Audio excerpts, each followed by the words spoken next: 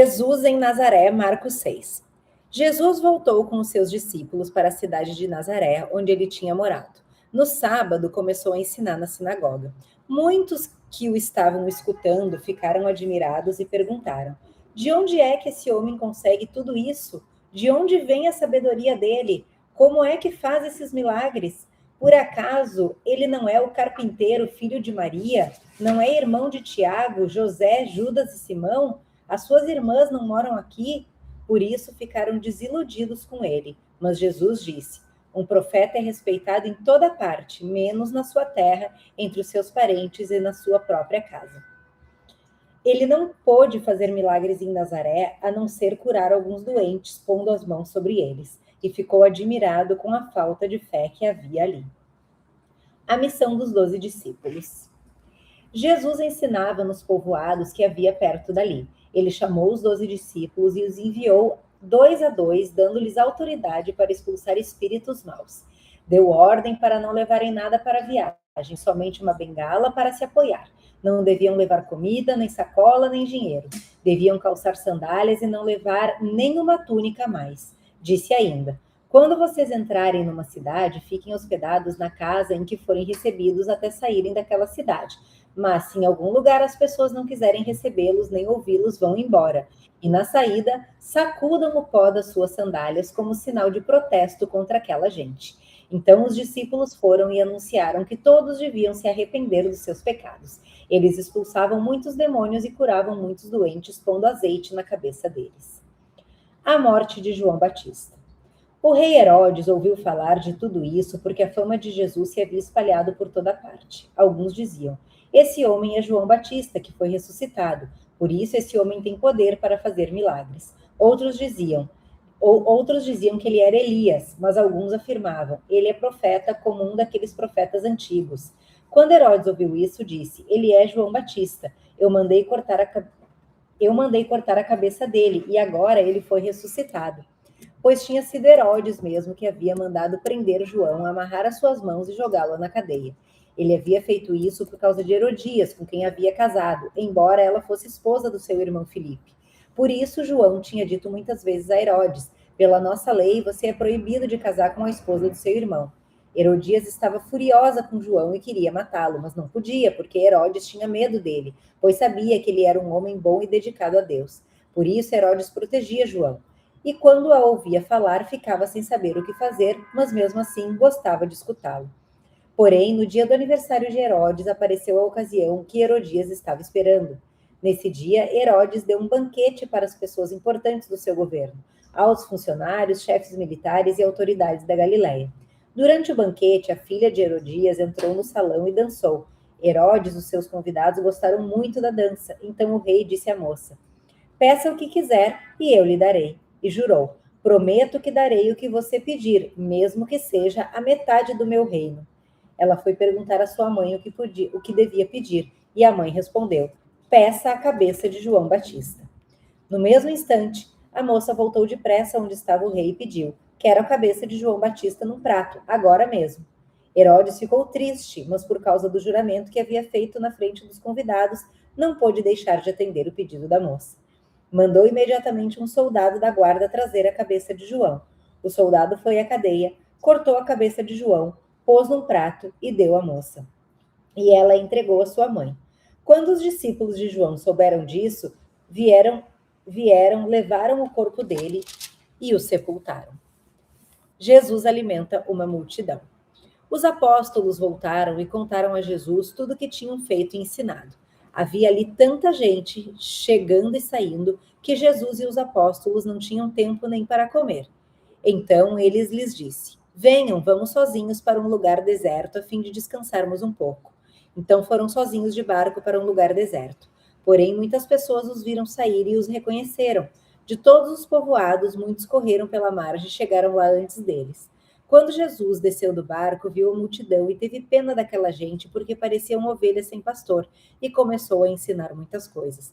De tardinha, os discípulos chegaram perto de Jesus e disseram: já é tarde e esse lugar é deserto. Mande essa gente embora, a fim de que vão aos sítios e povoados de perto daqui e comprem alguma coisa para comer. Mas Jesus respondeu: deem vocês mesmos comida a eles. Os discípulos disseram: Para comprarmos pão para toda essa gente, nós precisaríamos de 200 moedas de prata. Jesus perguntou: Quantos pães vocês têm? Vão ver. Os discípulos foram ver e disseram: Temos 5 pães e 2 peixes. Então Jesus mandou o povo sentar-se em grupos na grama verde. Todos se sentaram em grupos de 100 e de 50. Aí Jesus pegou os 5 pães e os 2 peixes, olhou para o céu e deu graças a Deus. Depois partiu os pães e o entregou aos discípulos para que eles distribuíssem ao povo. E também dividiu os 2 peixes com todos. Todos comeram e ficaram satisfeitos. E os discípulos ainda recolheram 12 cestos cheios de pedaços de pão e de peixe. Foram 5.000 os homens que comeram os pães. Jesus anda em cima da água.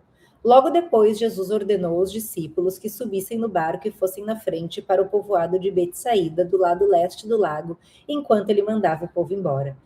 Depois de se despedir dos discípulos, Jesus subiu um monte a fim de orar ali.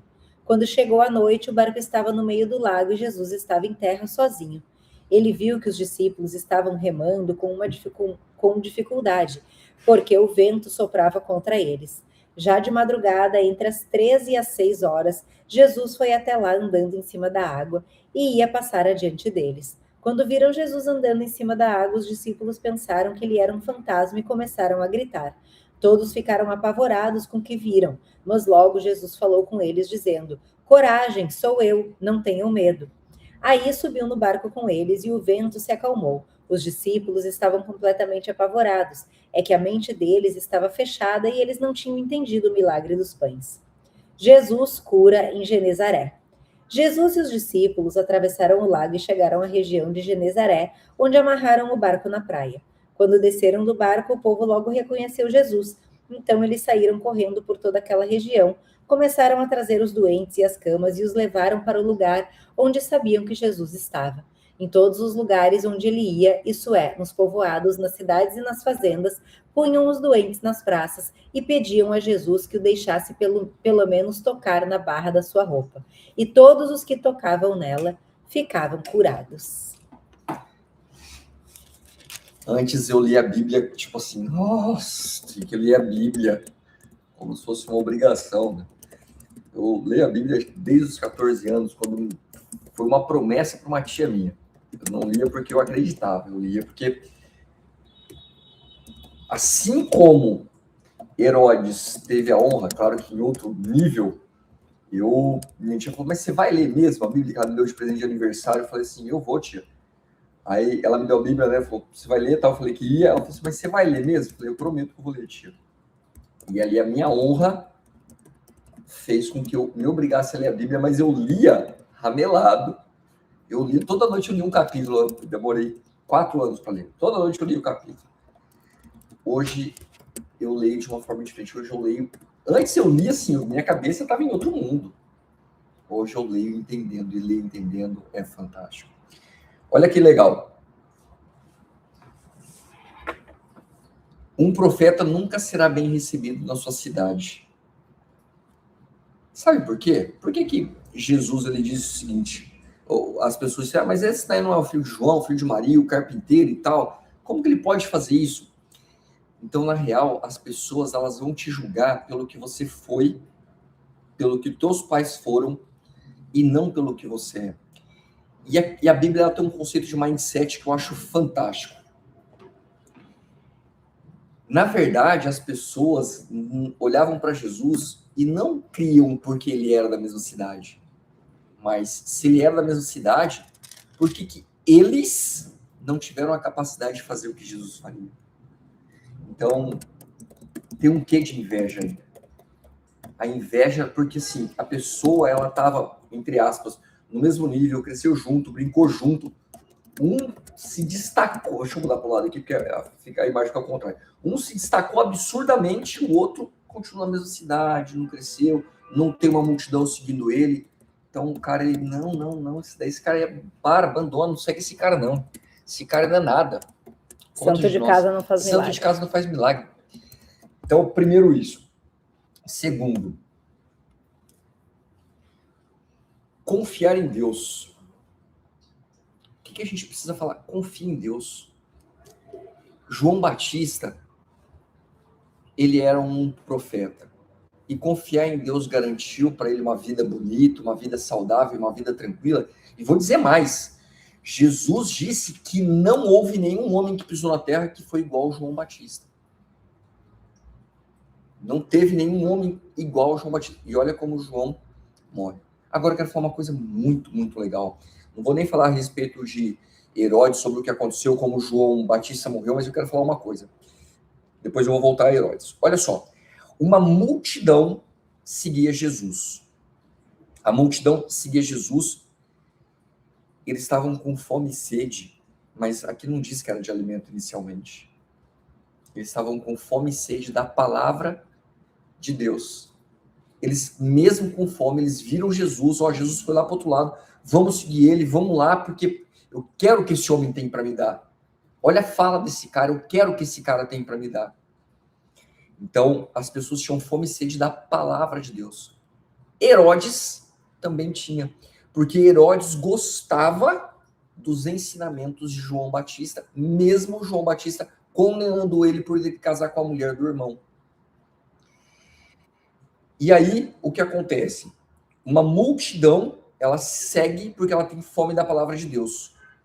E Deus entrega isso. Herodes, ele não tinha fome física, mas ele ainda assim tinha fome da palavra. Tanto que ele gostava de ouvir o que o João Batista tinha para dizer. Só que a gente também tem que ter um alimento físico saudável. Um alimento. Tanto que Jesus disse, ó, aquela multidão, ela tem fome. A gente precisa de alimento para ela. Então a multidão tinha, primeiro, ela abdicou de uma fome física em prol de uma fome espiritual, da fome da palavra de Deus.